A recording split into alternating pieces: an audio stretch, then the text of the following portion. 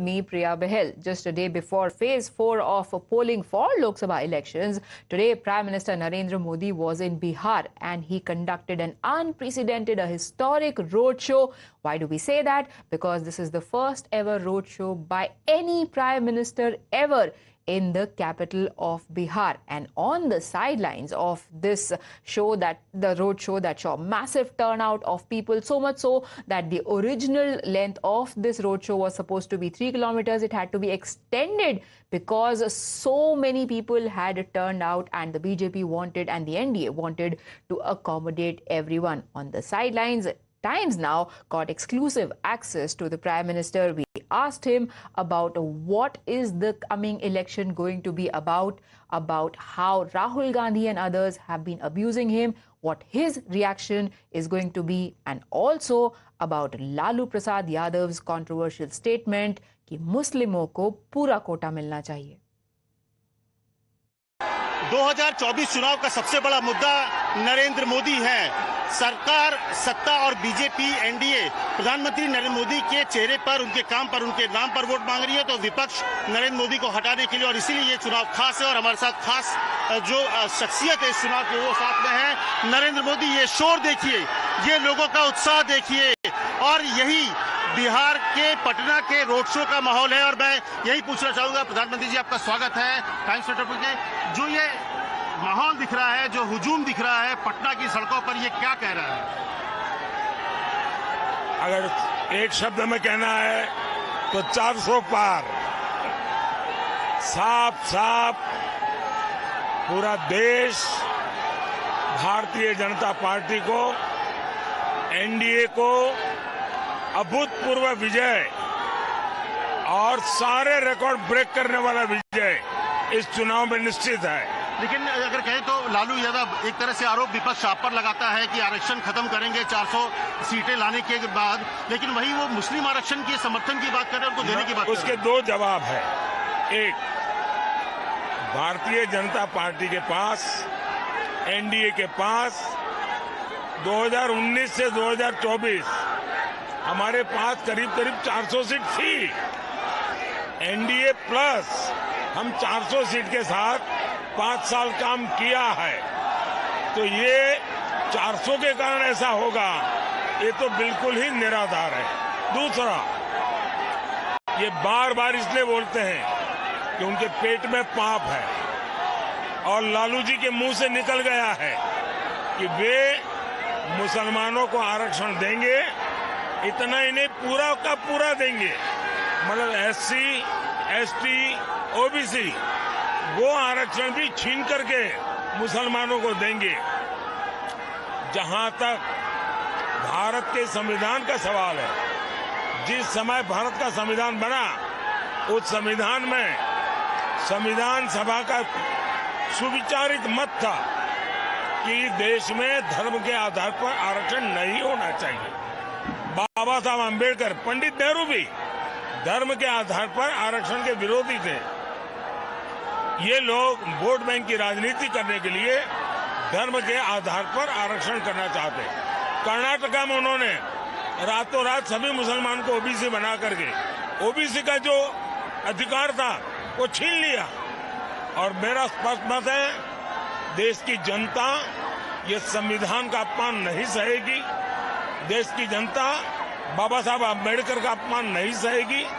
और जहां तक मोदी का सवाल है, मैं जब तक जिंदा हूं, मैं धर्म के आधार पर इस देश को बांटने नहीं दूंगा। धर्म के आधार पर आरक्षण के नाम पर देश को बांटने की हर साजिश को मैं खत्म करूंगा। जो विपक्ष का बहुत आरोप है कि ईडी, सीबीआई का जो एक तरह से मिसयूज करके लोगों को पकड़ा जा रहा है, खत्म करने की कोशिश की जा रही है, आपको लगता है वो उसके बाद जो धन पकड़ा जा रहा है, जो काला धन पकड़ा जा रहा है, उसको पूरे देश में, दुनिया में, मैंने जो देश के लोग हैं, युवा है, उसको लगता है कि वो वापस आएगा? देश के लोगों ने पहली बार देखा है कि लगातार नोटों के पहाड़ पकड़े जा रहे हैं। नोट गिनने वाले मशीन थक जाते हैं, और ज्यादातर पैसे राजनेताओं के हाथ से पकड़े गए हैं, दूसरे ब्यूरोक्रेट्स के हाथ से पकड़े गए, ड्रग माफियाओं के हाथ से पकड़े गए हैं।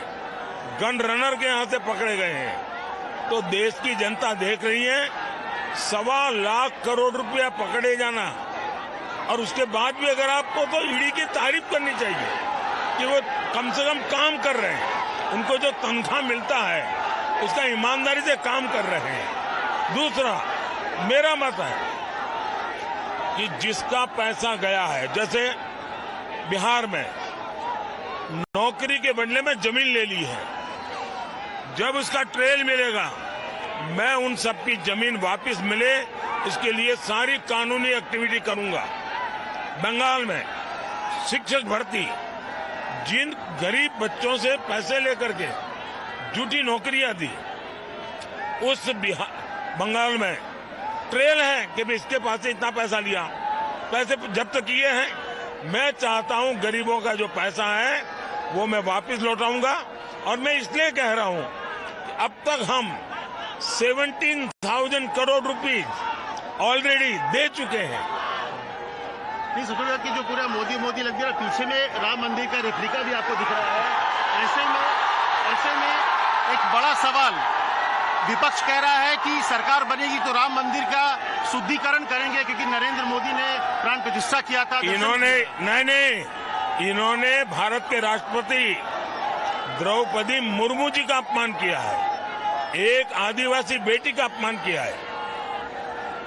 उद्घाटन तो हुआ था जनवरी में, जिस दिन राष्ट्रपति जी राम मंदिर में पूजा करने गई, उसके दूसरे दिन कांग्रेस ने बयान दिया कि अब हम मंदिर का शुद्धिकरण करेंगे।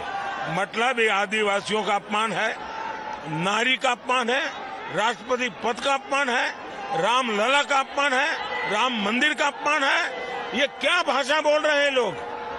राहुल गांधी जिस तरह की भाषा का इस्तेमाल कर रहे हैं आपको लेकर, एक प्रधानमंत्री पद की गरिमा भी होती है, आप एक उम्र में भी आप बड़े हैं, ऐसे में उसको क्या कहेंगे आप? ये नामदार है, हम कामदार हैं। एक गरीब माँ का बच्चा जिंदगी भर गालियां सुन करके यहाँ आया है, और इसलिए मैं ऐसे लोगों के लिए एक शब्द नहीं कहूँगा, इतना ही कहूँगा वे नामदार है, हम कामदार हैं। उनको जो मर्जी पड़े, जो उनके संस्कार हो, जो उनको कहना हो वो कहें। राहुल, आपके हर जगह में नरेंद्र मोदी गारंटी चल रही है, लेकिन राहुल बोल रहे हैं कि मेरी गारंटी है कि नरेंद्र मोदी दोबारा प्रधानमंत्री नहीं बनेंगे। कांग्रेस की पूरी कोशिश ये है को मान्य विपक्ष कैसे बने, और कांग्रेस उनके इंडिया अलायंस के साथी ने एक बयान दिया है। उन्होंने कहा छोटी छोटी पार्टियों ने कांग्रेस में मर्ज कर देना चाहिए चुनाव के बाद। क्यों? क्योंकि उनको मालूम है कि अकेली कांग्रेस मान्य विपक्ष नहीं बन पाएगी। ये छोटे छोटे दल मिल जाए तो शायद मान्य विपक्ष बन सके, तो उनके लिए तो मान्य विपक्ष बनने के मुसीबत सामने दिख रही है। देखिए, कांग्रेस के सीएम ने कहा कि सर्जिकल स्ट्राइक को लेकर फिर सवाल खड़े कर रहे हैं कि कोई सबूत ही नहीं है सर्जिकल स्ट्राइक को लेकर। ये डे 1 से ऐसी भाषा बोल रहे हैं।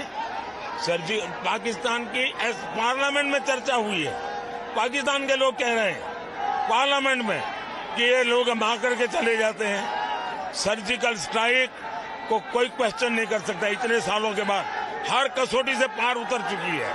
तभी बार बार थैंक यू भैया, बहुत बहुत धन्यवाद। बहुत बहुत धन्यवाद। देखिए, प्रधानमंत्री ने सब शब्दों का, और सबसे बड़ी बात की ये जोश बताता है कि क्या माहौल है यहाँ पर, और किस तरह से जो माहौल है, जिस तरह से लोगों का समर्थन है, वही बता रहा है।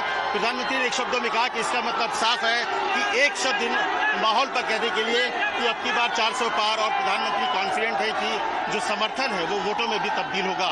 करण पंकज के साथ Amit Kumar, times of Bharat, Patna. If you like this video, then like, share and subscribe to ET Now.